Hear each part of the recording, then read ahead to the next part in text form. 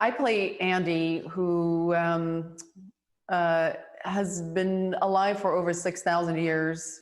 She's the first of the team to become immortal. And she spends the first couple of centuries very much alone.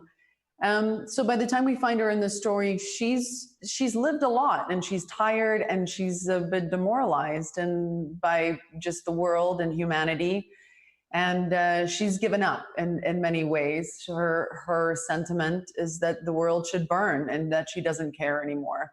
So we find her kind of rediscovering her faith, not only in herself but in humanity, and a lot of that happens through the character of Nile, played by Kiki, who slowly kind of break down her walls and brings her back to a more vulnerable state of understanding the purpose that they all serve and how important it is to keep fighting. I think all of us really wanted to make this film. A huge part of it was because we saw so much potential in kind of raising that action bar.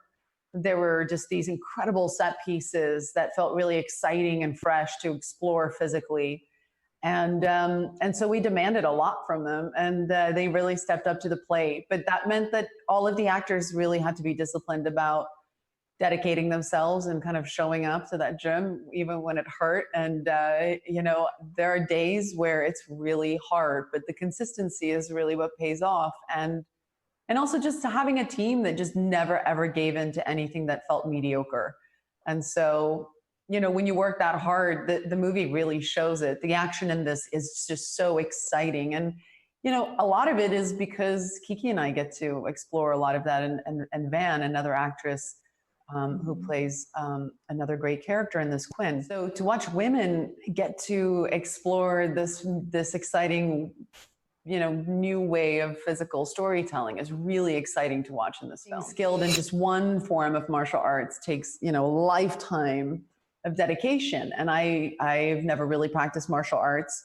So, when you look at your time frame and you have 4 months and you have to perfect all of them, it's somewhat overwhelming. But we really assessed what specific moves could translate that narrative. And so we were very, very specific in picking things that we knew that were some of my strengths, and we really honed in on them so that the technique was really perfect. And so when she has one karate move, we really spent, a lot of time perfecting the technique, the posture, and the effortlessness of it. But we had to be really smart about that, because people really care about that stuff. People who love these movies, they really pay attention to that. And so you want to honor that and do it as perfect as you possibly can.